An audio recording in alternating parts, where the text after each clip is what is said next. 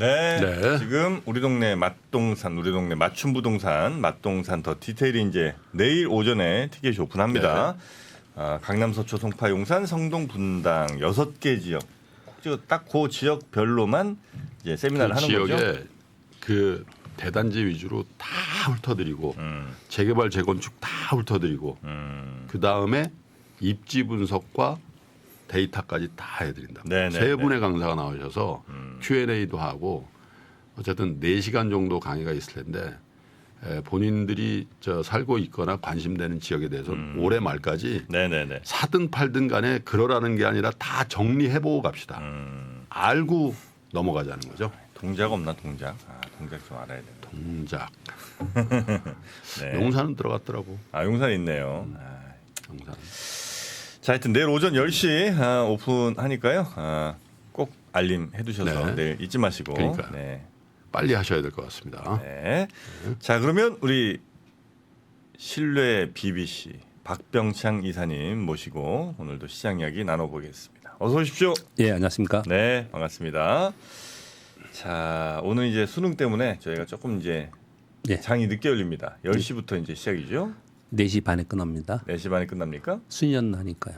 그걸 또 모르시는 분도 있을 수 있을 것 같아요. 10시부터 4시 반까지. 네. 네, 그럼 시간 외 거래도 역시 다 밀리는 거죠. 예, 1시간씩 수년하는 겁니다. 자, 그러면 일단 뭐 미국 시장은 어제도 괜찮았죠? 예, 아주 견조합니다. 네. 그러니까 워낙에 최근에 급등을 했기 때문에 차익 실현 매물이 좀 있었습니다. 그리고 이제 PPI가 발표가 됐죠. 직전일에 CPI 서프라이즈가 있었습니다. 그런데 PPI도 전월 대비 마이너스 0.5, 전년비 1.3%로 시장이 우호적으로 발표가 좀 됐습니다. 그런데 시장이나 지표를 보면은 오히려 국채 수익률이 약간 올랐어요. 시장도 매물이 좀 나왔거든요. 이 얘기는 전일 있었던 CPI 서프라이즈로 이미 반영이 되었다라는 것이고요. 그래서 반락하는 지표들이 반락하거나 아니면은 또 시장이 반락하는 이런 매물이 좀 나오는 것인데, 근데 그런 가운데에서도 PPI가 워낙에 시장 우호적으로 나온 부분이 좀 있었고요. 그리고 미국의 셧다운 우려가 지금 이제 없어졌죠. 네, 이런 부분들이 시장에 반영이 되면서 매물 소화를 견조하게 했다. 그 정도로 좀 볼 수가 있겠습니다. 다우는 0.47% 올랐고요. 나스닥이 0.07, S&P 500이 0.16인데 S&P 500은 제가 이렇게 보시면 매일 아침에 매일 똑같은 걸 보여드리지만 이게 빨간 표시로 이렇게 해놨잖아요. 저게 중요한 것만. 그러니까 달러너스 104.2, 10년 만기 국채 수익률이 4.54. 그런데 이제 S&P 500은 지수 다른 것보다 이것만 계속 이렇게 제가 빨간 표시로 해놓는데 4,502포인트입니다. 4,100을 위협했었던 거거든요. 네. 그건 사실 어마하게 올라온 겁니다. 한 10% 올라온 거예요. 그래서 상당히 안정감을 주고 견조하게 움직이고 있다라고 보시면 될 것 같고요. 특징적인 것은 테슬라가 4일 연속 상승하면서 어제 2.29% 올라서 약 4일 동안 15% 정도 올랐고요. 엔비디아가 10일 연속 상승했었거든요. 그래서 차익 매물이 좀 나왔습니다. 어제 한 1.5% 하락을 했고요. 그리고 그동안에 올랐던 마이크론이나 마이크로소프트 이런 것들은 주춤하는 사이에 인텔이 어제 한 3% 올라서 전체적으로는 필라델피아 반도체 지수도 올랐지만 종목별로는 차별 현상이 좀 나타났다. 그렇게 보시면 될 것 같고요. 애플 주가도 되게 웃깁니다. 애플 가만히 보시면 하루에 올라가고 내려가고 하는 폭이 1% 전후로 그냥 왔다 갔다 해요. 그래서 애플은 거의 요즘에 주가 움직임이 없습니다. 거의 주가 움직임이 없이 그렇게 나타나고 있고요. 주로 반도체나 소비재 쪽으로 주가 움직임이 많이 나타나고 있다. 네. 그렇게 보시면 될 것 같고 견조한 흐름 이어지고 있었다. 자, 어제 우리 시장은 코스피가 2.2% 올라서 2,486포인트, 코스닥이 1.91% 올라서 이번 달에 약 10% 가까이 9에서 10% 정도 양시장이 지금 올라가고 있는 그런 상황입니다. 어제 수급을 보시면요, 개인들이 코스피에서 1.6조 팔았습니다. 외국인들이 5,500억 매수했고 기관들이 1조 매수를 했습니다. 그리고 코스닥에서도 개인들이 1,600억 팔고 외국인들이 1,500억 사고 기관들은 130억 매수이거든요. 보시면 개인들이 양시장에서 대거 팔고 외국인들이 샀고, 그리고 특히 코스피에서는 기관에서 금융투자에서 약 거의 대부분 샀습니다. 이틀 동안 샀거든요. 네. 어제 비차익 프로그램 매수가 약 3천억 들어왔고요. 차익 프로그램 매수가 3,300억 들어왔어요. 이거 합쳐서 6,300억이 들어온 거거든요. 그러니까 전체적으로 프로그램으로 많이 들어왔다라고 보시면 될 것 같은데 이제 어제 돌아다니는 뉴스나 여러분들이 궁금해하시는 내용은 외국인들이 어제 갑자기 왜 이렇게 많이 들어왔느냐. 어제 아침 시작하자마자 9시 전에 선물이 먼저 시작을 하죠. 외국인들이 선물에서 집중적으로 매수를 하기 시작을 했습니다. 그래서 어제 외국인들이 선물 매수가 많았거든요. 그래서 이건 역시도 CPI 서프라이즈로 인한 외국인들이 선물 매도 부분을 커버링한 게 아니냐 이런 해석들이 많이 나오고 있는 상황입니다. 그래서 외국인들이 아랫방향으로 계속 이제 시장을 누르고 있는 상태에서 빅 이벤트 호재가 나온 상황이거든요. 이제 그러다 보니까 급하게 쇼커버가 나타난 것이 아니냐라고 이제 해석을 좀 많이 하는 것 같습니다. 네, 그러면서 비차익 프로그램 매수가 따라 들어왔고요. 그러다 보니까 또 국내 기관들은 차익 거래를 하는 금융투자에서는 대규모로 차익 매수가 들어오면서 시장을 끌어올렸다라고 보시면 될 것 같습니다. 네. 그래서 아침에 2% 갭 상승 출발해서 대부분 매물 맞으면서 좀 내려왔었어요. 그동안에. 근데 어제는 장중 내내 강세를 유지했다라고 보시면 될 것 같습니다. 그래서 국내 기관은 금융투자의 차익 거래가 거의 대부분이다라고 보시면 될 것 같고 외국인들의 매수는 선물과 연계된 매수가 들어왔고요. 그리고 그동안에 매도 포지션을 쇼커버한 것이 상당히 있었다라고 보시면 될 것 같습니다. 반도체와 HBM 관련 반도체 종목들이 굉장히 강했고요. 그리고 2차 전지 종목들도 오전에 굉장히 강했습니다. 그런데 아쉽게도 오후에 약간 상승폭을 좀 둔화시키면서 마무리 좀 했지만 전체적으로 오랜만에 강세 분위기의 모습을 좀 나타냈다. 그렇게 보고 있습니다. 어제 아침에 제가 우리 시장이 좀 디커플링 되는 것 때문에 약간 투덜거림을 좀 했잖아요. 네. 시장이 들었는지 어제는 굉장히 좋은 그런 시장의 모습을 좀 나타냈습니다. 예, 어제 그런 모습을 좀 나타냈어요. 그러니까 우리 시장은 이제 그렇게 말씀을 드리는 거는 약간 수급전 요인에 의해서 너무 좌지우지되는 유동성 함정이 좀 빠져 있는 그런 상황이 좀 많이 들어서 그랬는데 어제는 외국인들의 매수가 들어오고 국내 기관들이 들어오면서 그런 것들이 좀 해소되는 그런 하루, 다행스러운 하루였다 이렇게 보시면 될 것 같습니다. 오늘 수능이 있고요. 10시에 개장한다는 말씀 드렸고요. 미국에서는 국제시장 컨퍼런스가 좀 있고 오늘 홈디포하고 일부 그 내수주들이 실적 발표를 합니다. 근데 그런 부분들에서 미국에 좀 신경을 쓰고 있는 것 같습니다. 왜냐하면 미국은 지금 기준금리에 대해서 얘기를 하고 물가에 대해서 얘기를 하면서 향후 내년 전망에서 가장 중요하게 생각하는 거는 이제 소비를 얘기를 많이 합니다. 그래서 그것에 대해서 이제 관심을 많이 갖고 있는 상황입니다. 자, 이제 전체적인 흐름을 이번 주에 이렇게 보면은 미국도 나스닥이 한 10% 올랐습니다. 이번 달만 그렇게 올랐는데 지금 사실 10%요? 예, 지금 이제 중간분이 안 지났잖아요. 근데 중순이잖아요. 예, 10% 올랐습니다. 네. 그런 것들이 왜 그랬냐라고 보면 이제 3개월 하락한 부분에 대한 반등 뭐 이런 부분도 있지만 사실은 급하게 이벤트가 생기면서 쇼커버가 급하게 들어온 부분도 충분히 있다고 생각을 합니다. 그러면 그런 이벤트가 뭐였냐? CPI가 있었고요. 그리고 셧다운에 대한 우려가 해소가 됐고 또 하나는 오늘 지금 4시 반부터 지금 진행하고 있다고 그러죠. 미중 정상회담 한 4시간 한다고 합니다. 굉장히 길게 하더라고요. 오래 하더라고요. 예. 4시간 반 지금. 연세드는 분들이 말을 천천히 하잖아. 그래서 그렇게 오래 하는 거예요? 천천히 하지. 아저씨 둘이서 그러니까 왜 말이에요. 이렇게 할 일이 많나? 굉장히 오래 하더라고요.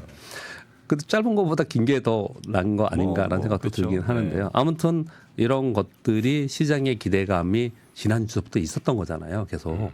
근데 이게 이제 끝나는 거 아닙니까? CPI 끝났죠. PPI 끝났죠. 셧다운 우려 끝났죠. 미중 정상회담 우리가 시장에서 기대하는 그런 것들이 특별한 게 만약에 안 나온다면 이것도 끝나는 거잖아요. 그러니까 이벤트로 인해서 시장이 급등하고 그것으로 인해서 시장이 급등하다 보니까 급작스러운 쇼커버의 수급 영향이 있었고 네. 이런 것들은 이제 종료가 좀 된다라고 보는 게 맞지 않을까라는 생각이 좀 들어요. 네, 그럼에도 불구하고 이번 달만 10% 올랐다고 표현을 좀 드리고 있는데 그리고 S&P 500이 4,500포인트까지 갔다는 표현을 계속 드리고 있는 것은 시장이 저점에 대한 이 밑으로 떨어지는 거에 대한 불안감이 상당히 많이 해소가 됐어요. 그래서 연말 기대 심리가 작용이 좀 되고 있는 상황입니다. 그래서 추가적으로 강하지 않는다 하더라도 견전 움직임은 계속 나타나지 않을까라고 기대를 해볼 수 있는 거거든요. 그럼 시장이 견조하다, 지수가 올라가지 않는다 하더라도 시장이 견조한 움직임 속에 있으면 결국은 이슈별 수급 별로 종목 장세가 이루어지죠. 이 얘기는 여러분들에게 자주 전해드리고 여러분들 다 아시는 겁니다. 시장이 있어야지 종목이 있는 거거든요. 그러니까 시장이 좀 안정적으로 움직일 때 그 다음에는 시장은 더 안 올라갈 것 같아. 그러면 종목을 봐야지 이런 식으로 종목 장세가 이루어지거든요. 지금 미국 시장은 그렇게 될 가능성이 상당히 있지 않나 이렇게 보여지는데 그런 것들이 어제도 많이 보여줬어요. 어제 보시면요. 네. 타겟이 17.7% 올랐거든요. 오늘 아침 끝난 시장에 네. 타겟 17.7% 올랐어요. 뭔데? 비용 절감 때문에 이제 이익이 좀 늘어나는 부분이 좀 있었습니다. 그런데 타겟이 올해 얼마 빠졌는지 아세요? 마이너스 30%. 네, 타겟이 타격 제일 많이 받은 데죠. 예, 이 장에 마이너스 30%였어요. 그런데 17% 그냥 올라가는 바람에 올해 전체적으로 마이너스 13%예요. 하루 올라가는 한 방에 바람에. 예, 한 방에. 그리고 어제 올라간 종목들 보면요. 디즈니도 올랐고요. UPS도 올랐고 이런 종목이 올랐거든요. 근데 어제 하락한 종목을 보면요. 일라일릴리, 노보노디스크, 아마존, 엔비디아 오른 이런 게 것들이군요. 하락했어요. 예, 그렇습니다. 딱 들어봐도 여러분 아시겠죠. 미국 시장도 이런 흐름이 지금 나타나고 있는 거예요. 올해 내내 안 좋아서 막 밑에 있었던 거. 우리 이제 빈집 찬집 이런 얘기를 드렸잖아요. 그러니까요. 계속 안 좋았던 거. 이런 것들의 매수가 들어오면서 반등을 하는 그런 모습을 좀 나타내고 있고요. 반대로 올해 많이 올랐던 것은 차익 실현 매물이 좀 나오는 거죠. 그래서 차익 실현과 저가 매수가 혼재되면서 종목 장세가 이루어지는 이렇게 가는 게 지금 흐름이지 않을까 이렇게 좀 볼 수가 있습니다. 야, 근데 지금 속보로 바이든 대통령이 SNS 계정에다가 그 미중 정상회담에 대해 썼는데 아주 적극적으로 썼네요. 예. 속보 나왔어요? 예. 뭐래요? 그러니까 뭐 특별히 이제 눈에 띄는 단어는 리더십이라는 단어를 많이 썼는데, 그러니까 our joint leadership, 예? 그러니까 we made real progress다. 그러니까 joint leadership이라는 거는 사실 병렬적인 관계잖아요. 네. 그죠? 우리의 통합된 리더십이 전 세계의 굉장히 중요한 글로벌 이 도전들을 우리가 해결할 수 있고 이렇게 얘기해도 나는 오늘 굉장히 중요한 진전이 있었다 이렇게 썼는데 다른 것보다 당연히 이게 관용구적으로 쓰는데 리더 투 리더라는 단어를 쓰고 또 조인트 리더십이라는 게 그러니까 이게 시진핑이 원하는 단어거든. 야 우리가 병렬적이야. 우리는 니네가 위고 우리가 2등이 아니고 이런 거를 약간 수용해 주는 듯한 그런 단어들을 좀 쓴 것 같습니다. 어쨌든 리얼 프로그레스가 있었다라고 저 바이든은 SNS에 썼네요. 끝나고 기자회견 한다고 하죠. 그러면 뭐 4시간, 4시간 반 얘기했으니까 9시쯤 뭐 하지 않을까 이렇게 생각 좀 하고 있고요. 자, 이제 미국 시장 매크로 시장을 쭉 설명을 좀 드렸는데요. 이제 국내 시장은 조금 답답한 면을 계속 이제 토로한 것은 매크로 시황이 안정적으로 지금 됐고 우리 시장이 좀 안정적으로 움직이면서 그러면서 이제 종목 장세도 이루어지고 또 그동안에 많이 빠졌잖아요. 개별 종목들이. 그래서 뭐 2차 전지도 많이 빠졌고 이런 것들이 선순환하면서 좀 이렇게 올라갈 수 야지만 되는 분위기인데 그게 잘 안 됐어요. 그런데 어제는 좀 올라오긴 했는데 여전히 우리 시장은 그냥 섹터별 차별화 그리고 종목별 차별화에 이제 쏠림 현상이 계속 있는 것 같아요. 이제 그만큼 유동성이 없기 때문에 그런 거라고 좀 생각이 들고요. 이건 뭐 어쩔 수 없이 우리 시장은 계속 이렇게 이어지지 않을까 이런 생각을 좀 합니다. 지금 보시면 시장이 이게 유동성이 없다는 표현을 자꾸 드리는 이유는 이렇게 예전부터 제가 보면은 이제 증권사 직원 중에도 그런 직원들도 많이 있는데 약간 저도 증권사 직원이지만 그들을 약간 좀 뭐랄까 비판하면 네. 주식시장을 자기 손바닥 안에 있는 것처럼 얘기하는 사람 많아요. 주식시장이 제가 그때도 표현을 드렸지만 이번 주에 이런 표현을 좀 과격하게 드리지만 주식시장 전체 이게 무슨 구멍가게도 아니고 자기네들의 의도대로 뭔가 움직일 수 있을 것처럼 얘기하는 시황도 그렇고 종목도 그렇고 이렇게 얘기하는 사람 굉장히 많거든요. 근데 정말 잘못된 생각이고 그러다 실수할 수 있는 거지 않습니까? 근데 어떻게 하다 보니까 언제부터인가 우리 시장이 올해 특히 그냥 그렇게 자꾸 생각하는 사람들이 많은 것 같아요. 진짜 우리 시장에 웬 도사들이 이렇게 많어. 생각하는 사람이 되게 많은 것 같아요. 도사들이. 근데 그 앞에 면자를 붙여야 돼요. 면도사라고.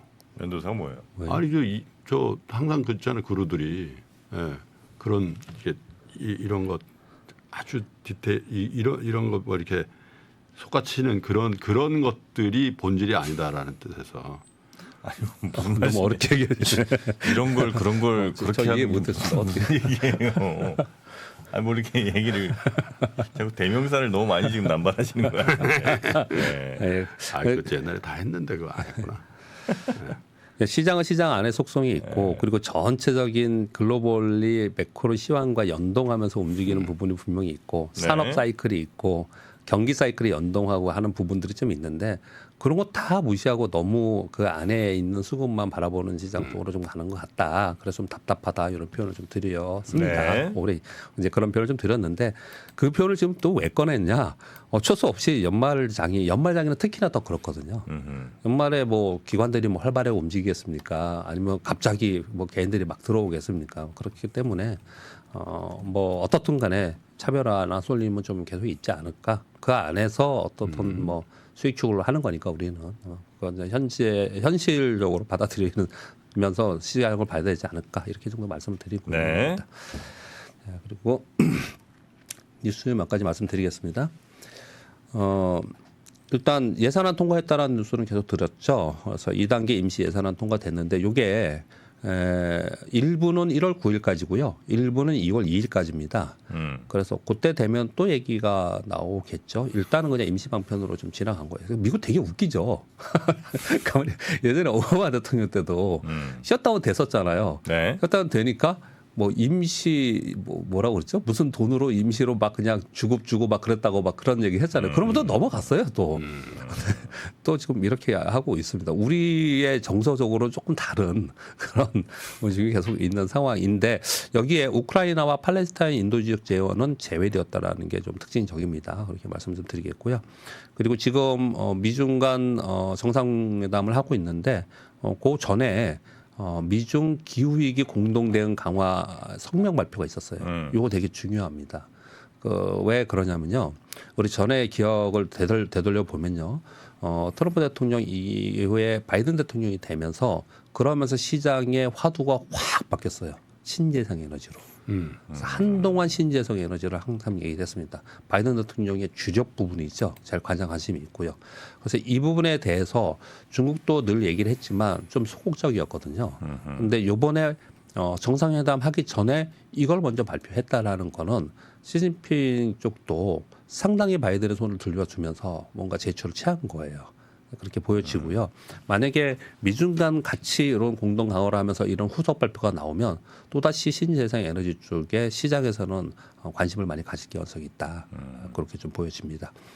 그리고 그 와중에 중국이 182조 원 투입해서 부동산 살리기 총력을 한다는 블룸버그발 뉴스가 있었는데 어제 중국의 산업생산 지표와 소매 판매가 시장 컨센서스보다 좀 높게 나왔거든요. 그래서 네. 어제 홍콩 H지수가 4% 올랐어요. 홍콩 H지수 빨리 올라야 됩니다. 내년까지 빨리 올라야 되는데 아직까지 하단에 있거든요. 근데 지금 요게 내용들을 좀 보면요. 정책은행을 통해서 마을 보수와 저가 프로그램, 주택 프로그램에 1조 위안 금융 지원을 한다고 했는데 궁극적인 목적은 가계의 자금이 유입되어서 부동산을 살리려고 하는 거예요. 그래서 요걸 시장에서는 좀 많이 관심 있게 좀 보고 있는 상황이고 그래서 내년 요즘에 보시면 여러 보고서들을 보면은 내년 전망들 많이 나오잖아요. 네. 지금 11월 중순인데 올해는 희한하게 내년 전망에 대해서 이렇게 화두가 별로 안 되죠. 좀 늦게 내려고 그러는 것 같더라 보니까. 요즘 많이 나오고 있는데 저도 이렇게 나오는 거 이렇게 다 보거든요. 이게 보면은 제 느낌은 잘 모르겠다는 것 같아요. 내년을? 제 느낌은 그래요. 다 읽어 보면은 여러 가지 막 주변 얘기는 막 하는데 그래서 오른다는 거야 내린다는 거야? 그 얘기는 안 해. 그런 게 명확하지 않은 쪽으로 좀 있는 것 같더라고요.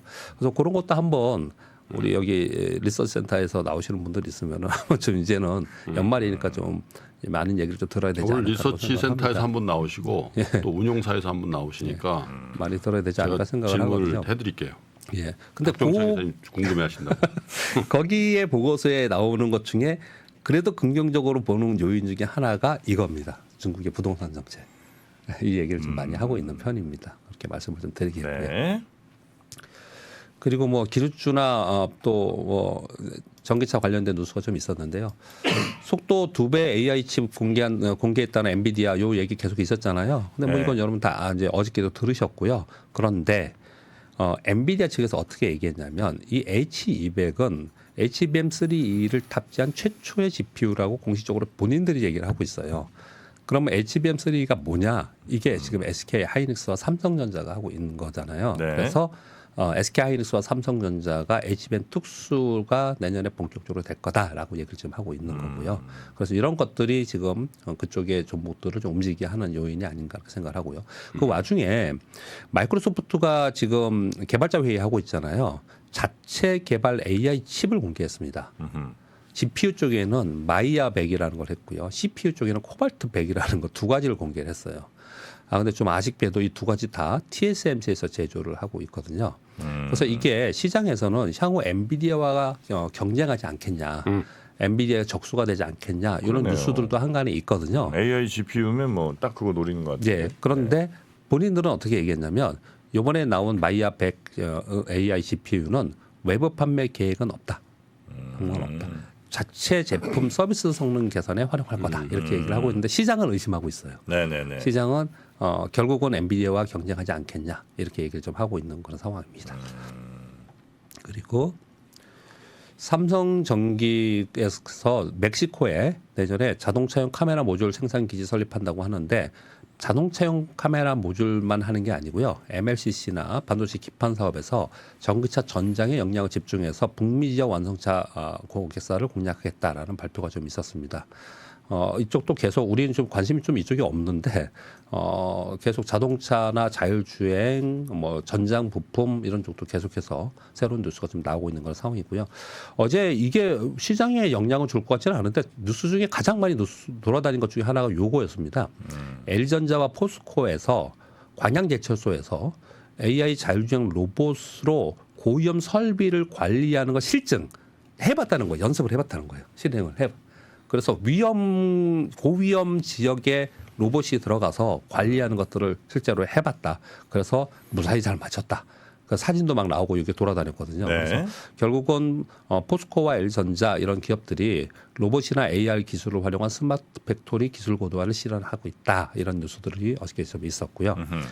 화웨이에서 전기차 시장 진출이란 뉴스는 이렇게 나왔는데 그 안에 내용을 보면 전기차의 소위 그 자율주행 운전자 보조 시스템 있잖아요. 여기에 중국의 5개 이상의 자동차 제조사와 다중 제휴해서 전기차 제조 협력이라고 표현을 썼는데 실은 거기에 자율주행 서비스에 들어가는 것들을 화웨이에서 제공하겠다.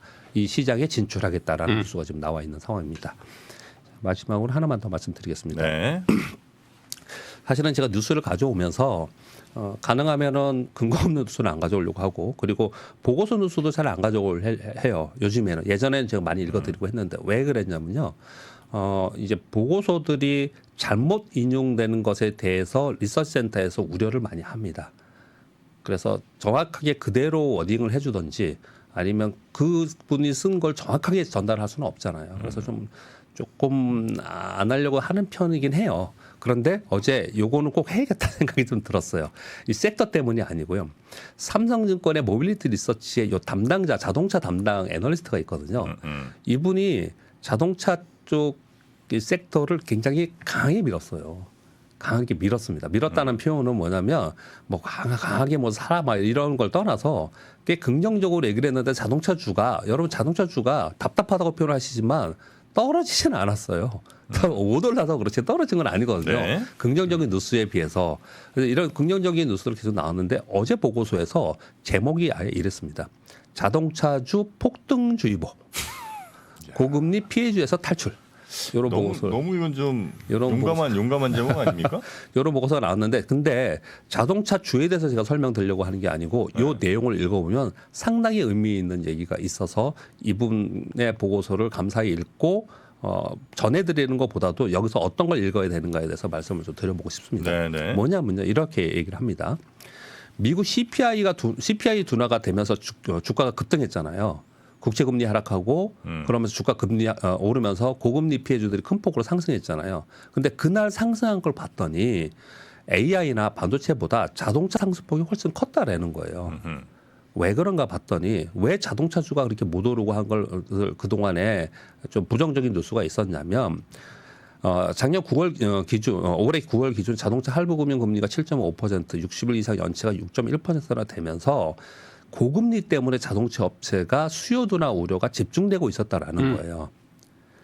그리고 우리나라 업종을 아예 이런 얘기도 했어요. 우리나라 한국 자동차 업종이 호실적에도 불구하고 수요 둔화에서 우려를 하면서 그리고 또 수급 공백으로 인해서 역사상 최저 밸류로 디레이팅된 상태에서도 주가가 못 움직였다. 이렇게 얘기를 하는 거예요. 그런데 이제 CPI가 둔화되고 PPI도 급락하고 이런 상황 속에서 금리가 떨어지는 상황이 되면 결국은 고금리 피해주에서 금리가 떨어지면서 수혜가 어디가 될 거냐 볼 때 자동차 쪽을 봐야 된다. 이 얘기를 지금 하는 거예요. 고금리 피해주였던 자동차 업종에 관심을 가질 시점이다라고 얘기하면서 구체적으로 내년 2024년 실적 추정으로 봤죠. 추정 기준으로 볼 때 현대차는 멀티플이 3.7배, 기아 3.3배, 한국타이어 4배, SL 4배, 화신 4배 이 정도뿐이 안 된다. 그런데도 주가가 못 움직이고 있다. 그랬거든요. 근데 어제 실은 요 내용이 나오면서 이들 종목이 급등을 하긴 했습니다. 이후에 어떻게 되든 그런 걸 떠나서 또는 자동차 섹터가 앞으로 어떻게 될 것에 대해 제가 지금 말씀드리는 것은 아니고요. 금리가 떨어지면 만약에 금리가 떨어지면 여태까지 고금리 피해주였던 쪽이 어디가 좋아질 거라고 볼 때 자동차 업종에 관심을 가져라라고 얘기를 하고 있거든요. 일단 이분의 얘기는 여기서 마치고 고금리 피해주였던 섹터가 뭔가를 보고 물론 우리가 맨날 얘기하는 성장주잖아요. 근데 어제 미국 시장에서 어떤 얘기를 하냐면 지금 임의 소비재들 있잖아요. 네. 임의 소비재들이 금리가 높아서 수요가 둔화하면서 어려울 거라고 계속 얘기를 했잖아요. 근데 임의 소비재들이 이제 금리가 하향 다운되는 내년도에는 수혜가 될 것이라는 월가의 자료들이 계속 나오고 있는 상황이에요. 그러니까 그쪽으로 바라보고 있는 쪽이 상당히 있다. 그런 관점에서 저는 이제 섹터보다도 네네. 이분의 뉘앙스를 볼 때 우리가 뭘 중요하게 봐야 되는가라는 생각이 좀 들어서 여러분께 좀 전해드리고 싶어서 그 보고서를 그냥 가져왔습니다. 참고적으로 삼성증권의 자동차 담당은 이문영 부장이신데 네. 현대차 출신이십니다. 근데 그 얘기를 왜 하세요? 자동차가 예. 고금리 피해주라고 전혀 안 보이는데? 아니 고금리 상황이 되면서 실적이 안 좋았으면 뭐 그럴 수 있죠. 고금리 상황에서 실적 계속 제일 좋았잖아요. 우리가 자동차주에 실망한 거는 실적이 이렇게 안 좋으니까 실망한 게 아니고 실적은 좋은데 가격이 안 가니까 실망했던 거잖아요. 근데 뭐 이후로 금리가 좀 떨어진다고 해서 과연 얼마나 지금 실적보다 더 잘 나올지도 참 불투명하기도 하고 설령 그보다 조금 더 나온다고 해서 그럼 지금까지 안 올랐던 주식이 간다? 나는 이건 아니라고 봅니다. 아니 금리가 떨어지면 그보다 훨씬 더 민감하게 반응할 업종들이 훨씬 많은데 어디? 뭐 바이오가 됐든 뭐 있잖아요. 뭐 배터리가 됐든 그쪽이 훨씬 더 가겠지. 자동차가 간다? 나는 이건 아니라고. 우리 리포트를 읽어봅시다. 리포트 읽어볼까요? 읽어보고 얘기합시다. 저는 논평은 하지 않고 이런 얘기들에 대한 뉘앙스가 무엇인가를 설명을 좀 드리고 있는 거고요. 그래서 그동안에 금리가 높아서 수요가 둔화가 되고 그래서 좀 고가권의 임의 소비재들이 피해일 거라고 계속 얘기했는데 결국은 그것 때문에 못 오른 그런 섹터들은 관심을 좀 가져야 되지 않을까라고 지금 시장에서는 얘기를 하고 있다. 네, 이걸 네, 전해드리고 네. 있는 거예요. 근데 현대차가 어젠가 그젠가 왜 울산에서 전기차 네. 공장 네, 증설 그 기공식 기공식이었습니다. 예. 몇십 년 만에 우리 한국에서 이제 공장을 만든다고. 근데 그 뒤에 배경이 그 정의선 회장이 딱 발표하는데 뒤에 배경이 그 폰이 있잖아. 네, 네. 포니가 걸려 있더만 뒤에 포니 그게 그러면서 이제 그 누가 기획을 했는지 참 잘했더라고. 그 뭐 정주영 그 명예회장 옛날 왕 회장님의 그 육성을 AI가 재상을 한 거야. 예? 네. 아야 해봐. 잘 하자. 의사나 그래서 됐지. 우리도 자동차 우리도 이렇게 시작하지 만들 수 있다. 그 왕 회장 그 정주영 회장님의 그 육성이 쫙 AI가 한 다음에 근데 이제 그 기자가 쓴 걸 보니까 손자잖아. 정의선 회장이 눈시울을 붉히면서 단상에 올라가지고 약간 감동이 있었다 그러더라고. 기자들 얘기를 들어보니까. 근데 뭐 주가 그걸 떠나서 한국에 공장을 지어서 고용을 하고 그런 거에 대해서는 저는 굉장히 좋게 보죠. 뭐 아니, 이게 뭐. 투자의 관점에서 유불리를 떠나서 네네네. 네. 전기차 공장, 울산의 전기차 공장뿐만 아니라 뭐 다른 데도 만들고 한국 메드 인 코리아 전기차가 전 세계를 쫙 활보하는 그런 그런 기대를 좀 해보겠습니다. 네. 자, 하여튼 우리 자동차 잘 돼야죠. 2%가 더 잘한다. 정주영 회장. 아, 정지영 회장. 아유, 갑자기 좀 들어오는 바람에 저는 생각을 좀 못 하고 있었습니다. 네. 아, 근데 이제 많은 분들이 이제야 갈 것 같다고 정프로가 이렇게 얘기하는 거 보니까 현대차 이제는 갈 것 같다고 믿음이 생긴다고 뭐 그러시네요. 네. 알겠습니다. 자, 우리 박병창 이사님과 함께 오늘 이슈들까지 쭉 한번 살펴봤고요. 오늘 시장 어떻게 되는지도 이따 10시부터 한번 잘 살펴보겠습니다. 고맙습니다. 네, 이사님. 감사합니다. 네. 감사합니다. 외환위기 오는 거 아니에요? 금융위기 오는 거 아니에요? 이런 질문들을 좀 굉장히 많이 받았었습니다. 탐욕이 되게 강했을 때 위험자산으로서의 극단적인 쏠림이 나타나고 공포감이 극에 달했을 때 안전자산으로서의 극단적인 쏠림이 나타나거든요. 과거의 일이 미래에 똑같이 일어난다 이건 아니지만 그때 당시에 위기 상황에서는 어떤 공통점들이 있었는지를 보면서 우리가 대비를 하는 방법도 고민해 볼 수 있고요. 과거를 제대로 이해하는 순간 위기의 실체가 드러납니다. 오건영의 현실 경제 이야기를 서점에서 만나보세요.